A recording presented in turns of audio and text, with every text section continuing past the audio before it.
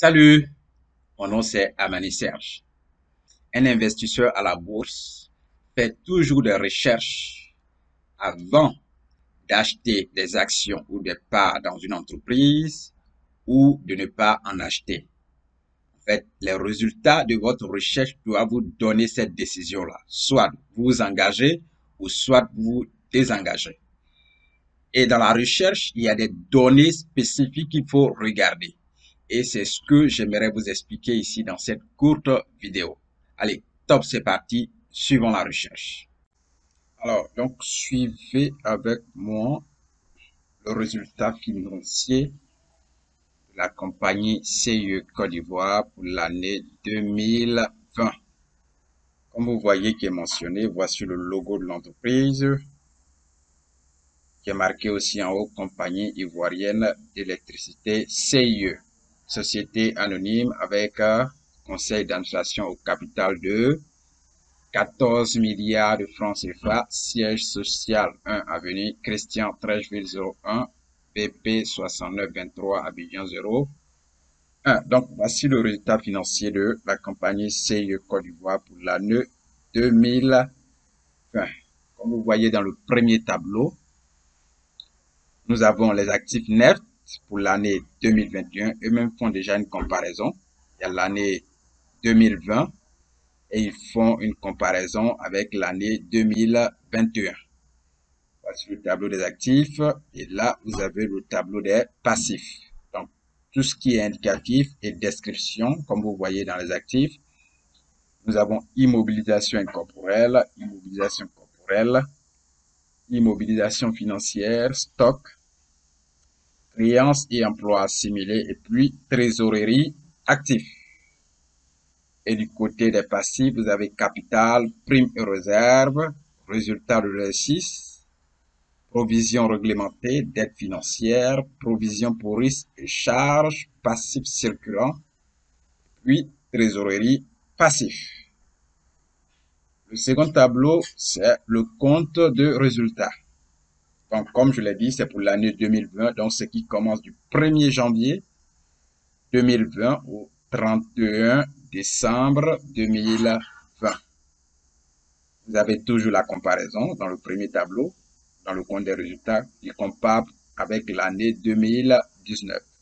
Donc, tout est clarifié, tout est fait en description et il y a le montant qui correspond à chaque description dans le tableau. Bien, ce qui va nous intéresser ici, si on descend un peu plus bas, vous voyez là, ils disent résultat net. Donc, le résultat net pour l'année 2020, c'est 16 170 000. Vous voyez bien?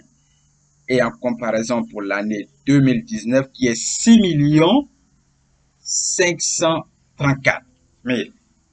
Vous voyez cette grande différence-là de 6 millions, on passe à 16 millions. Donc, c'est une entreprise qui fait du travail. Passer de 6 millions de bénéfices à 16 millions, on a pratiquement triplé, même voire plus. Donc, cette entreprise produit de bons résultats.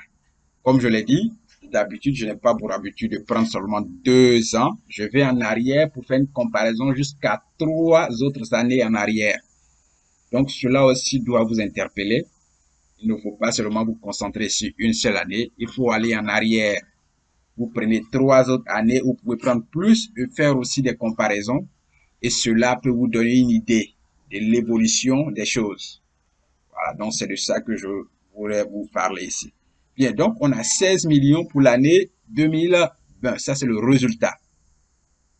Maintenant, si vous venez dans le second tableau qui est ici, qui est le tableau de flux de trésorerie, on descend un peu plus. Voilà, et on descend ici, on dit résultat net de l'exercice, c'est le même résultat. Maintenant, regardez. On dit affectation aux dividendes. 10 400 000. Donc, ça, c'est les 10 millions qui seront affectés aux dividendes. Et comme je l'ai dit, les dividendes sont annuels dans le marché de l'UEMOA. Donc, comment prendre une partie de ces dividendes-là? Je l'ai déjà expliqué, c'est très simple. C'est d'avoir des parts dans l'entreprise. Donc, en ayant des parts, vous pouvez profiter de ces 10 millions de résultats-là qui seront affectés aux dividendes pour l'année 2020. Donc, voilà ce qui est clair, le résultat financier d'État et tout. Comme je l'ai dit, il y a des points focaux sur lesquels il faut se concentrer lorsqu'on lit un état financier.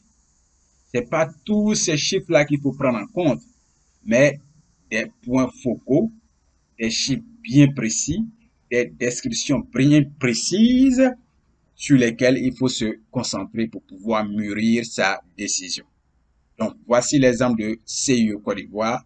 Eux-mêmes ont déjà fait la comparaison de 2019 et 2020. Cela doit vous interpeller. Après votre recherche, si vous êtes convaincu, vous pouvez prendre la décision.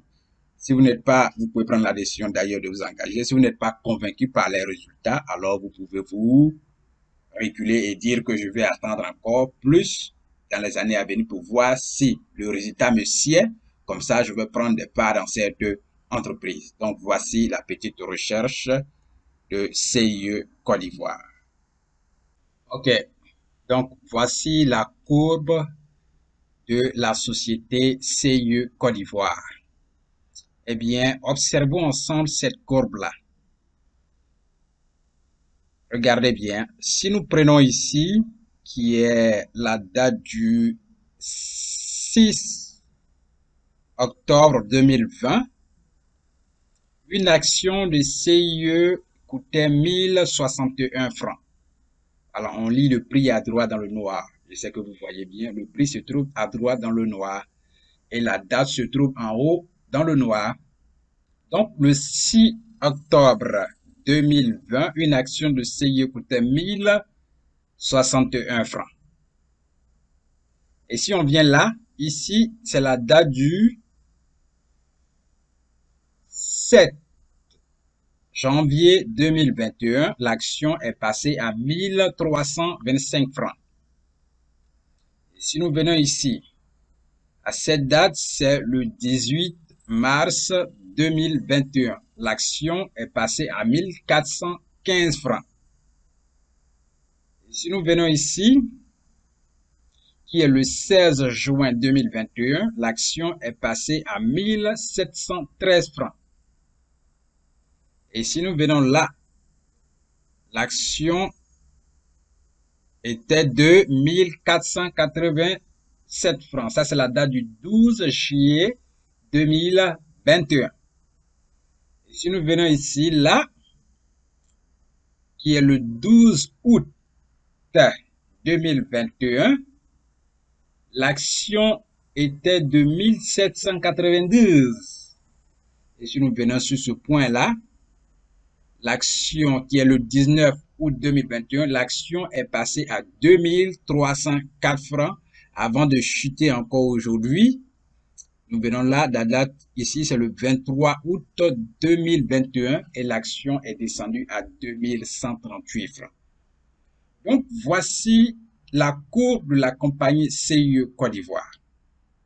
À vous de l'analyser si vous avez pris mon cours et de bien comprendre parce que tout cela se trouve vraiment détaillé dans le cours. À quel moment il faut acheter vos actions et à quel moment il faut vendre vos actions.